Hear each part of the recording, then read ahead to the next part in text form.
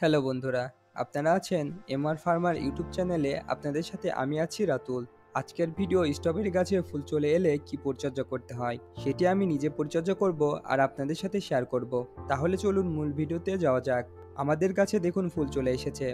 আর strawberry গাছে ফুল চলে এলে সর্বপ্রথম আগে যে রকম পরিচর্যা করতেন সেরকম পরিচর্যা না করে একটু পরিবর্তন আনতে হবে।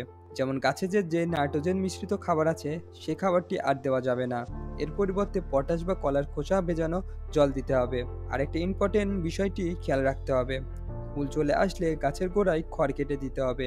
এর ফলে গাছে বা ফুল ফলে কোনো ধরনের ফাঙ্গাস বা পোকামাকড় আক্রমণ করবে না। এটি কিন্তু বাধ্যতামূলক।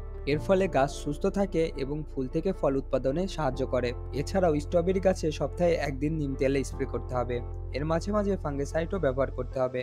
ফাঙ্গিসাইড প্রতি 8 থেকে 10 দিন পর পর স্প্রে করতে হবে, যাতে গাছের পাশাপাশি ফুল ফল ও সতেজ থাকে এবং কোনো প্রকার পচন না হয়। আবার জলটাও নিয়মিত দিতে হবে, যাতে গাছের গোড়ায় খুব শুকনা বা পানি জমে না থাকে। মাটি ভেজা ভেজা থাকলেই হবে। গাছটি যদি ছায়ায় থাকে সেক্ষেত্রে ফুল সানলাইটে রাখতে হবে।